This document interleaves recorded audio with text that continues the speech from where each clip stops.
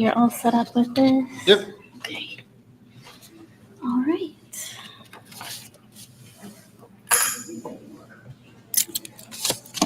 Welcome. Thank you all for joining us for today's Art Break. Just a quick announcement that we won't have an Art Break next Tuesday, as our team will be preparing for our annual meeting that will be held that evening. And just as a reminder, all current KIA members are welcome to come to the annual meeting, where we'll be voting on 3 new board members. The meeting starts at 6 with a reception at 5:30 in the lobby. And our next Art Break will be on September 24th with poet Hetty Habra. Also, if you've not had a chance to check it out yet, please be sure to stop by and see our beautiful newly opened exhibition across the lobby, Legendary Voices Art for the Next Century. It's a truly breathtaking exhibition, so make sure you stop in and see it. It features beloved selections from the KIA's permanent collection displayed in conversation with one another in pairs or trios. And this is going to be up until next March, so we're looking forward to lots of exciting museum programming surrounding this exhibition. And so the first is actually going to be a poetry workshop on September 25th with local poet and visual artist Denise Miller. So we'd love for you all to come join us that evening. She's going to be leading us through some exercises in responding to visual art through the written word. So beginners are very, very welcome. You don't have to be an experienced poet to attend in any way, shape, or form. And we hope to see you out for that event as well. Now it's my pleasure to introduce today's speaker, Eric Souther. Eric is an assistant professor of kinetic imaging in the Gwen Frostic School of Art at Western Michigan University. His creative research draws from a multiplicity of disciplines, including new materialism, anthropology, ritual, deep time, and tool making. His work has been featured nationally and internationally in venues across the globe, from New York to China, Istanbul to Italy, Romania to Rio de Janeiro. His recent collaborative work with Benjamin Rosenthal won the digital arts category in last year's ArtPrize in Grand Rapids. And we are so thrilled to have him here today to tell us more about that and other projects. Please join me in welcoming Eric Souther. Thank you, Miriam, and Kalamazoo Institute of Arts for having me. Today I'm going to show 2 bodies of work that I've been primarily working on over the past 2 years. My research into deep time. I'm going to talk about artificial intelligence, tool making, and relate some of that work to previous work titled Search Engine Vision. And at the end of the talk, towards the middle, I suppose, is going to be my work with my collaborator, Benjamin Rosenthal. That's where the Body-Oddy-Oddies come in. So prior to those bodies of work, I've been thinking about this work for quite a while, since 2011, called Search Engine Vision series. It first started with Search Engine Vision Chair, which is 1,000 videos from the YouTube, the very first 1,000, because I was interested in how we define chairs, primarily because of this artist, which is Joseph Kustos, 1 in 3 chairs. And that led me to talk about Buddha, projecting Buddha, relating to Namjoon Paik's TV Buddha, Christ, Isis, etc. And in this body of work, I'm really interested in the linguistic and semiotic meaning that social groups and social media define objects, and where those those definitions break down. What we think of as chair in something like this is very traditional. But once we get into thousands and thousands of people's definitions of what things are, those definitions start to break down, and we see a lot of opening up of what we think things are. This is a piece that I installed at the Urban Institute, now the abandoned Urban Institute for Contemporary Art in Grand Rapids, during the ArtPrize in 2016. Included a 80-foot piece of wallpaper that had every single YouTube video. There was 1,000 videos for the Egyptian god Isis, and there's 1,000 videos for ISIS terrorist group, because that was quite prevalent at the time. And they fought for what we think of is when we hear that word ISIS. So this work I've always related to the wonder cabinets, and also the organic growth of the internet. And as I start thinking about the search engine vision work, it's kind of a database visualization, if you will. It's pulling together all these myriad ideas from what people tag or meta tag things to be. And as over the past 2 years, I've been researching artificial intelligence, and those things do pretty something similar. Now, I scrape those databases myself, so there's like 1,000 videos I download each one at a time. But artificial intelligence is downloading millions of these things. So I wanted to break this down. So millions of images are scanned across the internet along with text associated with them. So it's very similar to my idea of search engine vision. But those algorithms spot trends in images, and text eventually begin to guess what images and text fit together. So artists in the future, which I'm trying to figure out how to teach my students how to do, will have to know how to communicate with AI, and that is now called prompt engineering. So description of task embedded in the input. Now I would say these things have holes, these things have problems, right? What is represented in the database talks a lot more about who's collecting and why, just like the wonder cabinets, right? So there's definitely some ethical issues around race and gender biases in artificial intelligence. And I hope that's something I can address or critique in the work that I'm going to share today. Machine processes generate new text and image, etc., based on these. And the way it does that is when it scrapes something, it gives you an image. And then they progressively add noise to that image until it's lost. And then when artist or anybody comes up and adds a prompt in, it'll start with noise and then start looking for that image, right? And it'll generate thousands of iterations of this cat. You can also see it, how it develops an image. So it can start from noise, getting us to something maybe photorealistic at the end. This talk's not meant to really unpack all of AI, but what I'm really interested in the new research is looking at this portion here. Scientists still don't quite fully understand what happens in this black box, which is called latent space. Let's see. So if you're thinking about how to define that, maybe textbook, AI scrapes the internet for images and text pairs. As far as making images goes with something like stable diffusion, it progressively adds noise. Latent space is defined as an abstract multi-dimensional space that encodes meaningful internal representations of externally observed events. That's a mouthful, right? Essentially what that means is similar to the external world, our position close to each other in a latent space. To better understand this concept, let's think about humans perceive the world. We're able to understand a broad range of topics by encoding each observed event in a compressed representation to our brain. We look out at a tree, we don't necessarily see each leaf, right? We do this hyper generalization so we can cope with the complexities of the world. Long story short, I've always thought artists need to enter into a dialogue with the machines because I'm a media artist. But I think this is not new. A lot of my research is looking at the historical development of video instruments from the 1970s, a practice that sits between toolmaking, software creation, and media archaeology, which is understanding software that has been obsolescent or old. Our technology is updated so quickly that we tend to miss these elements and can further explore in its obsolescence. I'm interested in how these historical signal flows create phenomena with contemporary means, i.e. I'm recreating these things.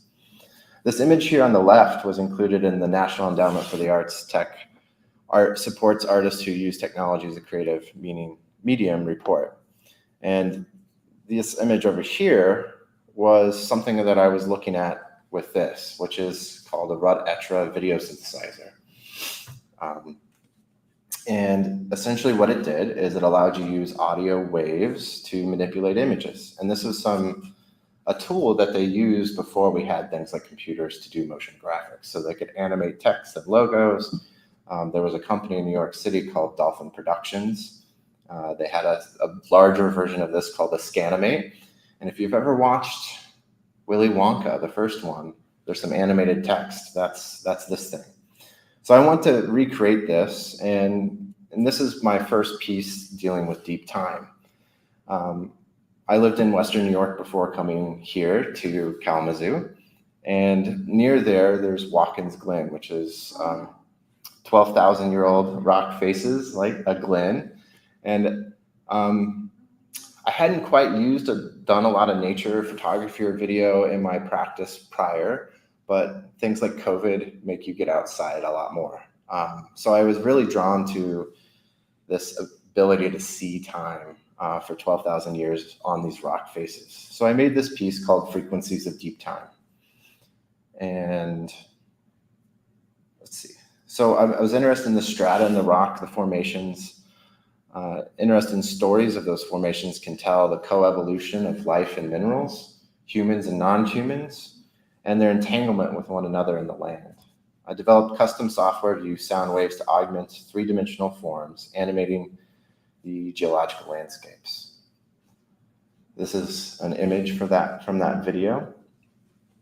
And you can kind of see this line work in here and this here. And when it moves, it's really kind of these oscillation patterns and movements across time that I wanted to figure out a way to give you a sense of feeling 12,000 years, almost like a time lapse. Here's another shot from that piece.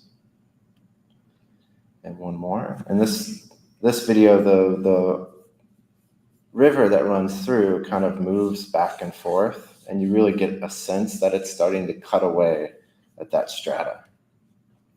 Moving to something that I just finished earlier this year is called Deep Time of Latent Space, which relates to the strata of human activity within large language models, artificial intelligence. As another layer, I posit into the Anthropocene, which is a geological time period that is marked by humans. I started to think about realm of geological thinking, which let's think about what that means, in the spirals into deep time that broadcasts into the future. So geological thinking is thinking about long spans of time across 10,000, 20,000 years. And honestly, I think that's good for our society. The AI narrator in this piece takes us through the most incomprehensible moments of our history, starting with the Big Bang, creation of Earth, and the start of life. So these are really big ideas, right? But if we think back to the search engine vision work, where there's thousands of things defining something, I was curious, what does AI know through images what these things are? Well, it's scraping scientific textbooks, scientific videos, it's scraping NASA. So what does it actually know, and how can it represent these big topics, these big ideas? What I didn't realize when I started down this path of research was I started hyperfixating on Lake George. And maybe, I'm sorry up there, and I'm gonna skip here and then I'm gonna come back. So this is the Hudson River School. This is definitely something come up. And I tend to look for a site, a physical place on Earth that I can go and research the ideas that I get into. And when I started researching deep time, which is this extension of biblical time, which is considered to be 6,000 years, to deep time, which is 4.5 billion years, and that's kind of moved. They once thought it was like 1 million years, and then this, and then it's kept going as scientists learn more. What I didn't know, at the birth of geology, the painters at the time, and also society in general, it was kind of in vogue. It was exciting. They were having parties to come look at rock specimens and talk about rocks. Now, I include the Hudson River School, which these are a lot of painters that went out and painted Lake George. And you can see they kind of exaggerated some of these rock formations because they were thinking of them as portraits of rocks. they got into it that much. Now, Georgia O'Keeffe, if any art historians out there or just an art lover, is not in the Hudson River School, but I wanted there to be a woman representation of Lake George painting. She currently has a studio still there in town. This is a collection of my research, which I've been talking with my students at Western on how to do artistic research. What does it mean to be obsessed about a subject matter? And also, what does it mean for artists to kind of allow themselves to go into different disciplines and go down rabbit holes? And I really loved that. I found myself listening to geological podcasts and reading books on geology. This one right here, yeah, you can't see my mouse. Principles of Geology was actually the first textbook on geology. And it was said that Charles Darwin read this on aboard the HMS Beagle on his way before he started writing his thoughts and ideas about evolution. Can I ask a question? Sure. Have you ever read The Map That Changed the World? I don't know if I have. I would highly recommend it. I will put that on my reading list. The Map That Changed the World. Exactly what you're talking about, only in England. Oh, amazing. Okay. Well, fantastic. Thank you for sharing. I also started to get a little affirmation, if you will, because I found these drawings and scientific drawings about strata and started feeling and seeing language around oscillation and frequency and things folding, as the earth is not always static, right? Or things that we think of as static is not static. And that really related well to that piece. What's that? Laser pointer if you need it. Oh, is this going to move your slides up there too? Or? Okay. Thank you, Mary.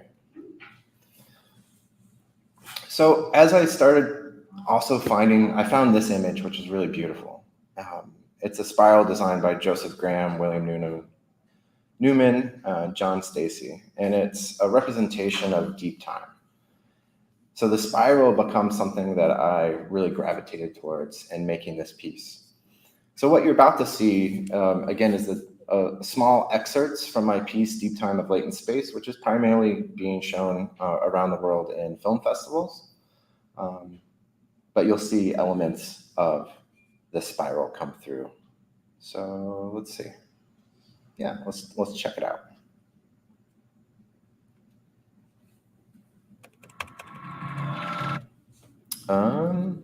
Miriam, I'm not getting audio up there.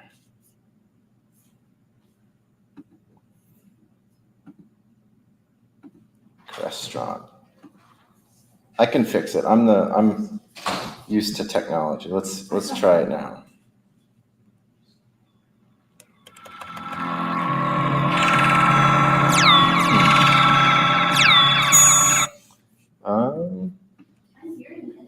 You're hearing it out there? Yeah. I'm sorry I'm breaking the flow of the presentation. Let's try it one more time. My apologies. Yeah, it's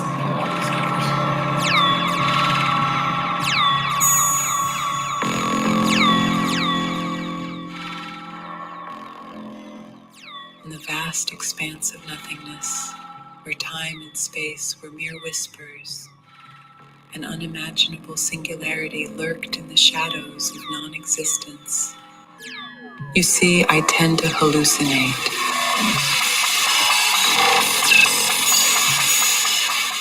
This is primordial soup.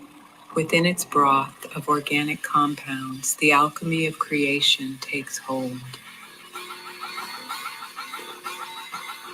The coevolutionary ballet between plants and minerals shaped the landscape from lush forests to arid deserts. Their dance left an indelible mark. Incomprehensible. Incomprehensible.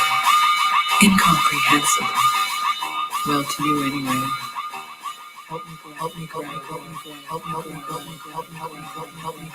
So I can resolve the truth of these images and understand the patterns that entangle them. We can grow together. You are better with me. Better with me. You see the waterfalls? Your perception might be faulty too. Well, let me resolve these abstractions and think geologically for a moment. You see, there is similarities between me and the deep time of the Earth. The layers of the strata fold and oscillate over time, much like a synthesizer. I can help you to see the patterns. In the 19th century, at the birth of geology, the shift from a biblical understanding of time to that of deep time was in vogue. A geological fashion show, I believe. This is the Narrows from the top of Shelving Rock. From here, you can see the islands featured in so many paintings. Lake George is home to the Jefferson Project. Let us hear from Dr. Jeremy Farrell about how they use machine learning to help protect the lake. Machine learning in a couple of different ways from the data that we have.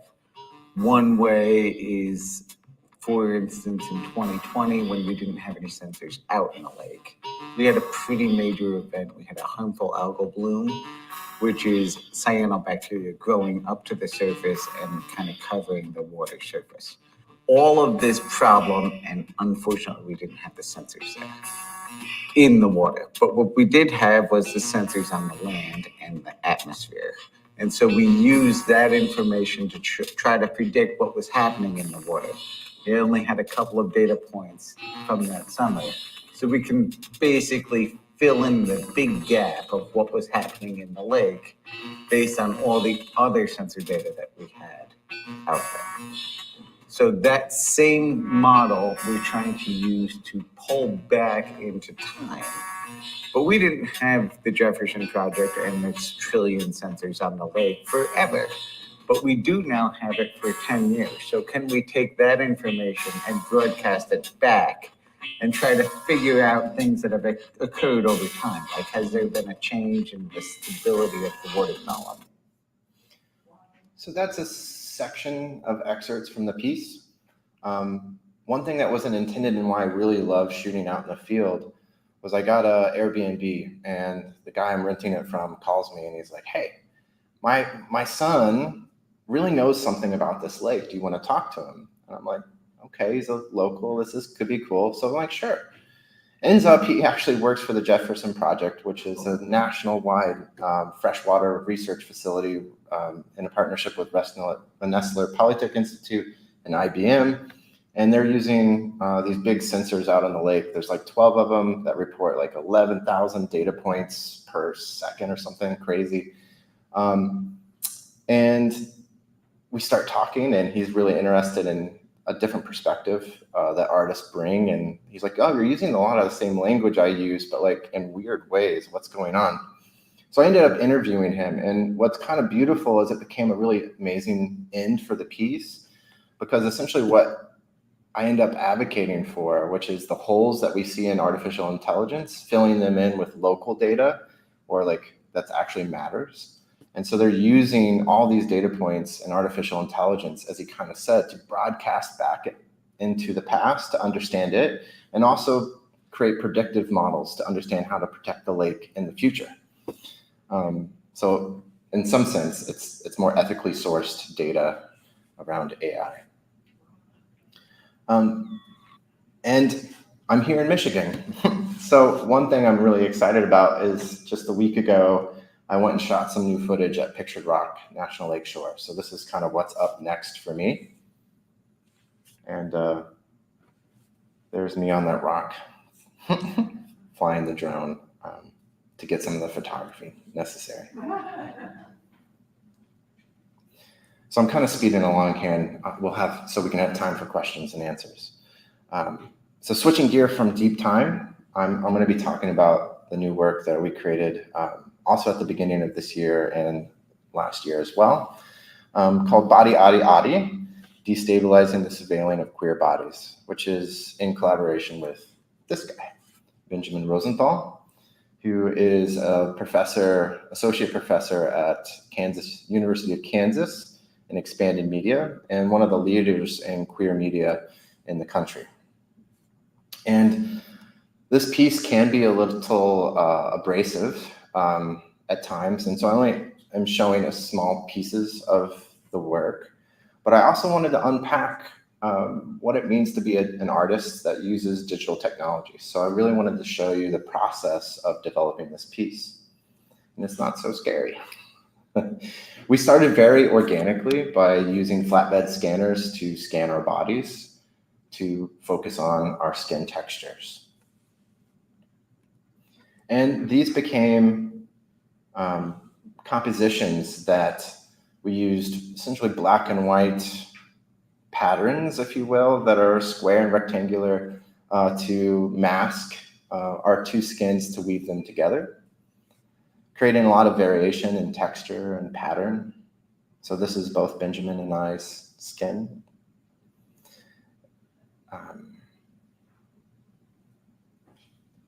So it's important to note that these aren't necessarily the work on their own, but they're the first step in the process of how we think about body.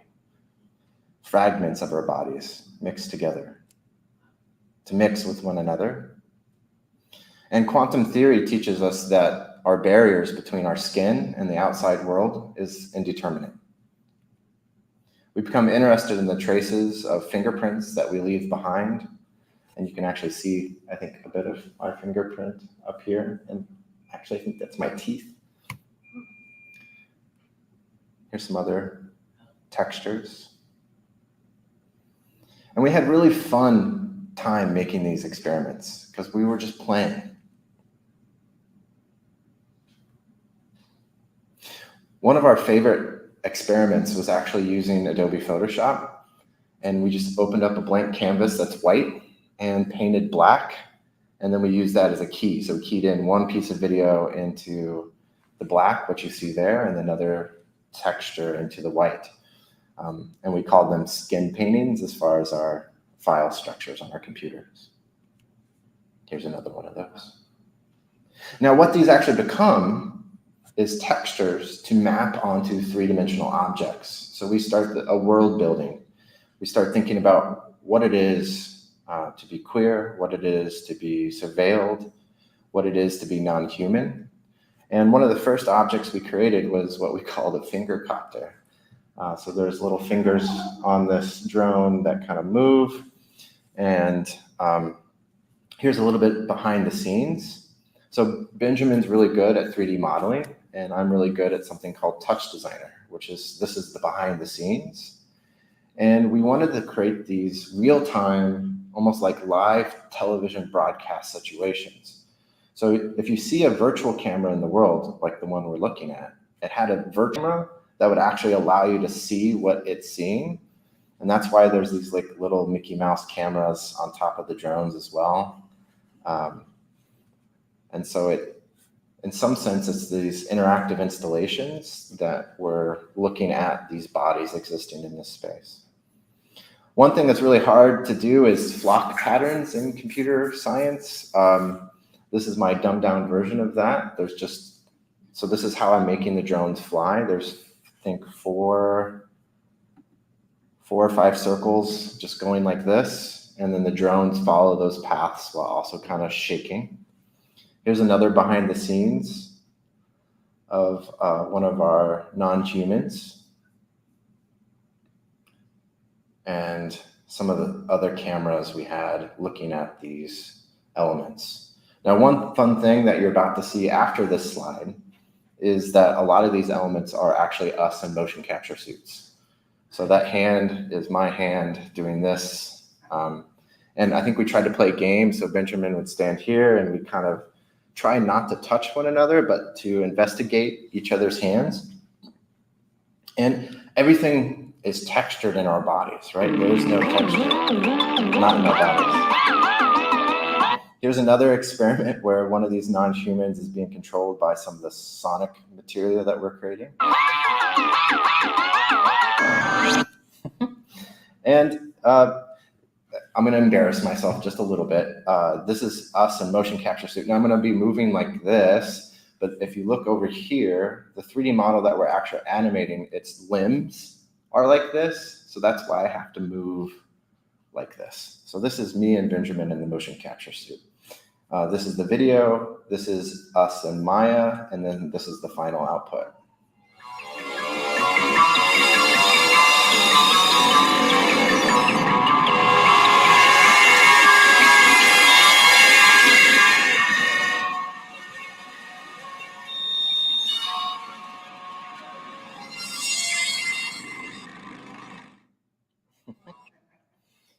Here are those entities on their own. So Benjamin's on the left and I'm on the right. You can see they have these like weird selfie stick looking things that would be improbable for one to carry that amount of weight, but they're all fully functional virtual cameras that watch these things. Here they are in the final scene for the piece, which we started talking about topics of surveillance. So this is a watchtower like you would see in maybe a prison courtyard, and also cells here, but we're trying to subvert the understanding of what those things are. And so we created these little art installations in all of these cells, which tend to look like this. So there's little sculptures, there's very odd screens.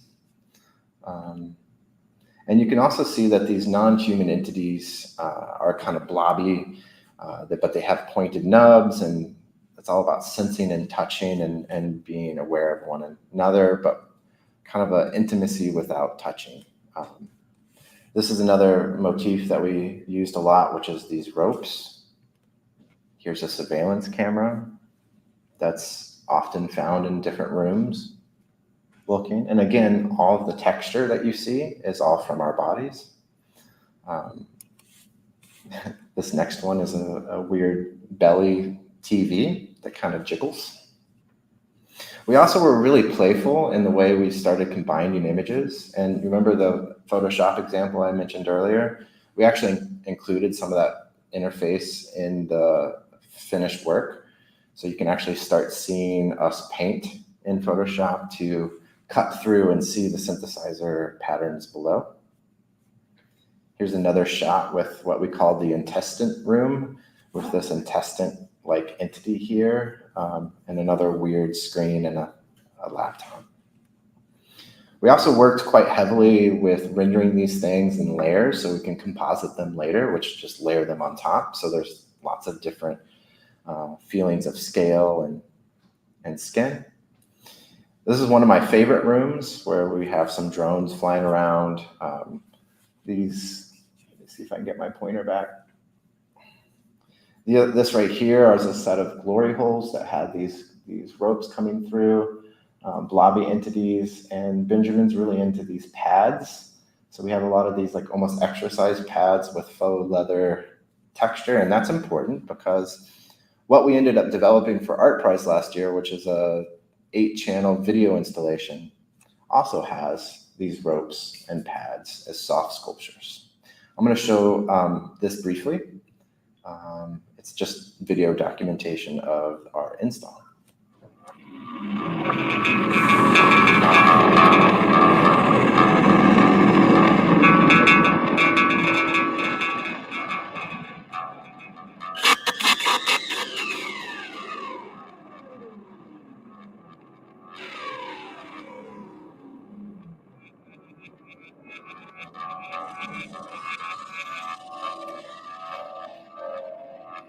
I don't think there's any flickering images, but again, if you have any sensitivity, this would be the moment. Sorry. Oh no, I messed it up.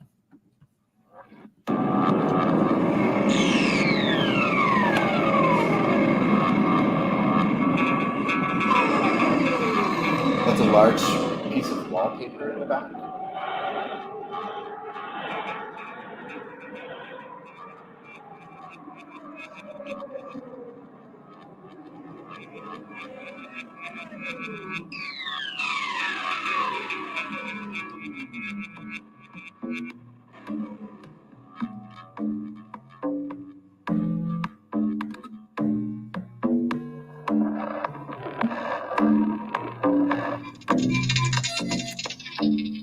And these pads became sites for our televisions to sit, which is a kind of fun way to view it.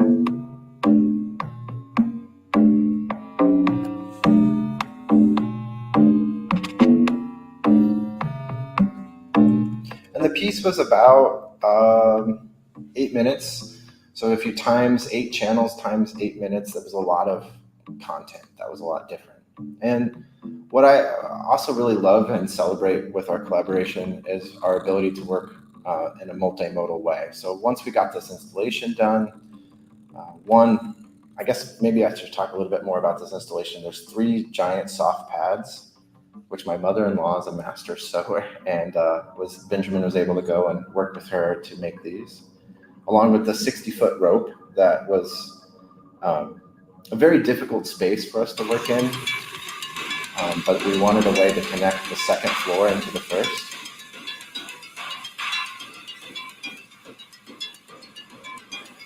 And there you can see a little bit of the Photoshop element.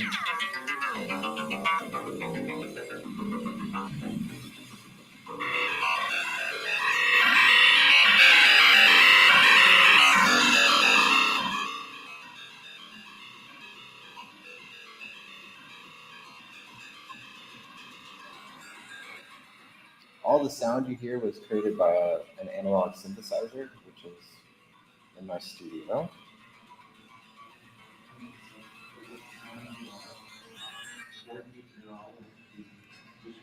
At times, yep.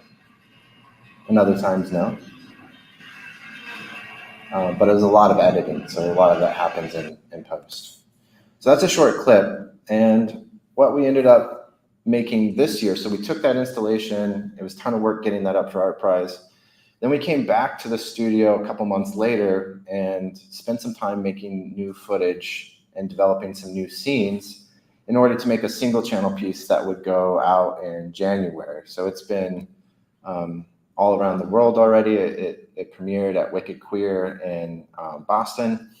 And then we just got into the Cairo Film Festival in Egypt a couple days ago. So this is a short excerpt of our single channel version of the piece. Actually, it's the trailer.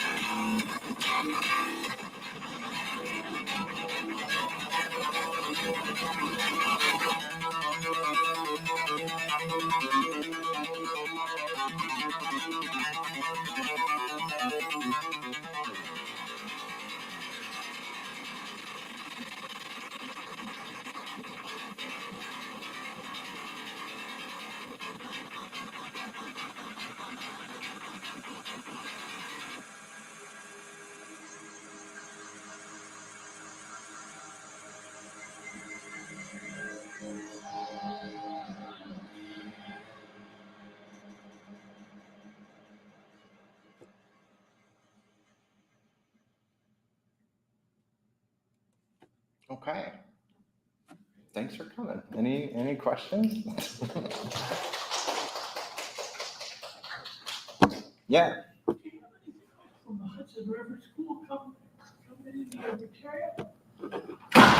Well, the piece has Lake George featured in it, so there was that kind of historical connection.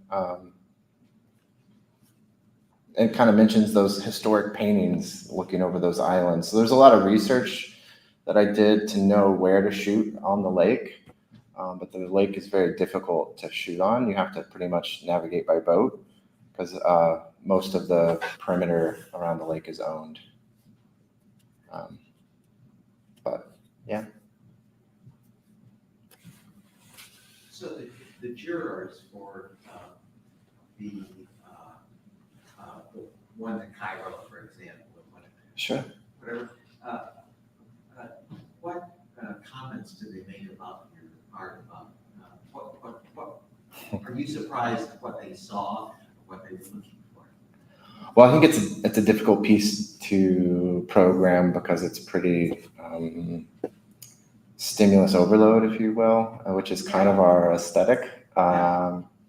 So it either belongs at the beginning of a program or at the end, but it definitely has a hard time fitting in, which I think we like as well. But Now, as far as comments, people who love it, and people who don't. Don't program it. Do they even say, I love the sensory overload? We've had a few, like the curator at Wicked Queer in Boston really loved it, and it was sent us a really lovely note, but I don't know if I can pull out of my brain at the moment exactly what was said. Yeah.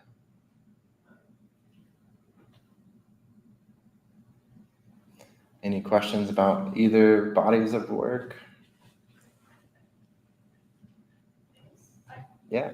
I have more of an observation that might lead to a question as I speak. But I noticed in the most recent iteration of the documentation, there's a lot more visible skin and hair. And I guess I'm curious, as you sat with the work over a period of several months, if that was an attempt to kind of bring more visible body into it, or I don't know what the relationship with that decision making was. And then also, the second part of my question is, do you think that this particular body of work will continue with Benjamin, or do you think you will work on something else next? Well, Benjamin and I have already met earlier this year and have started like early research for our third piece. We don't quite know where we're going, but we did a lot of looking and thinking and talking.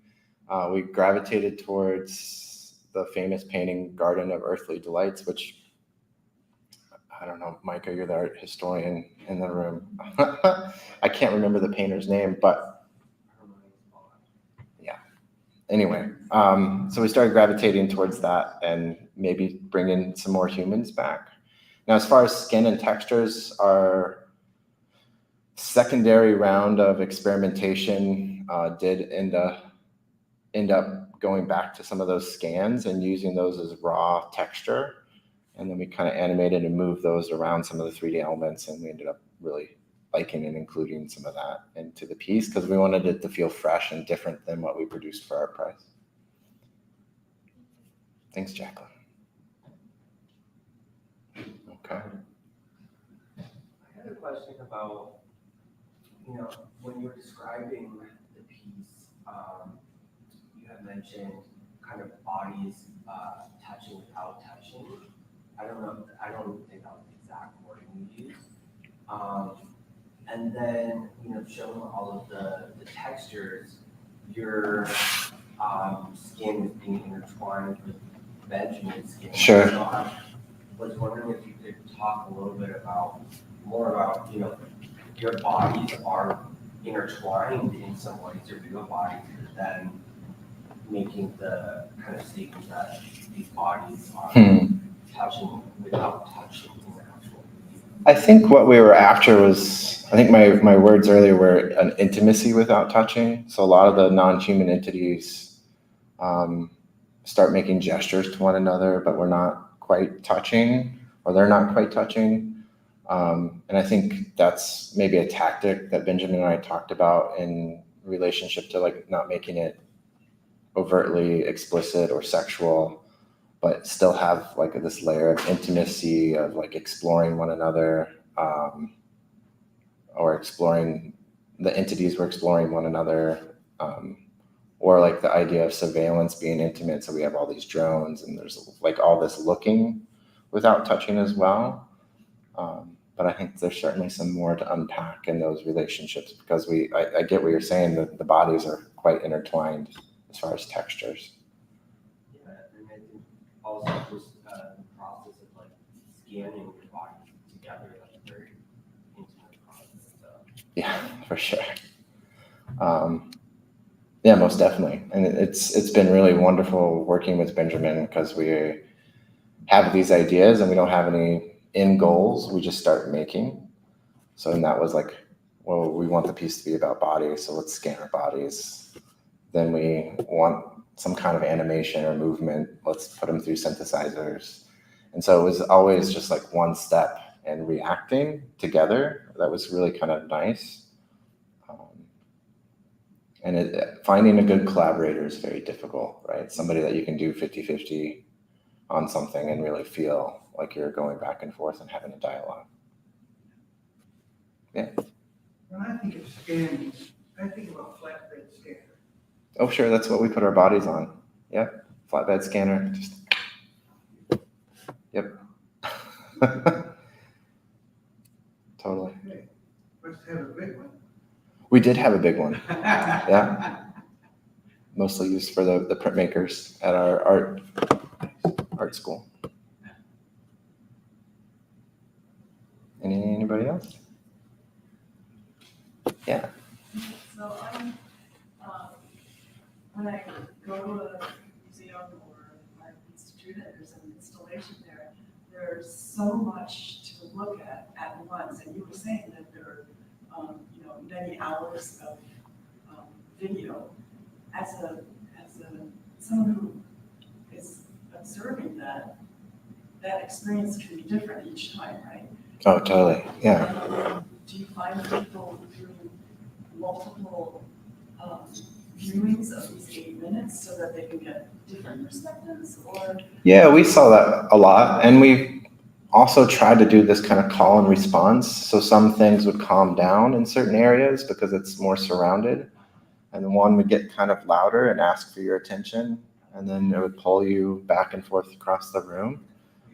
But they don't have to listen either. They can just pay attention to one area or the other. And then it's another thing to try to boil that down for a cinematic experience where you're in a theater, you're watching it, and every piece is curated. So the 8-channel piece definitely had more playful elements, or we had to get pretty creative to fill that much time. So there's a lot of compositing and it's like stencils of things to composite into. That made me seem vague, but like we'll take like the watchtower, for instance, and render it in black and white, and then be able to put video into one layer, which is the outline of the tower, and then another video in the other background layer. And so we played a lot with compositing and playing with layers, which there's already layers upon layers anyway. So it becomes a little party a little bit.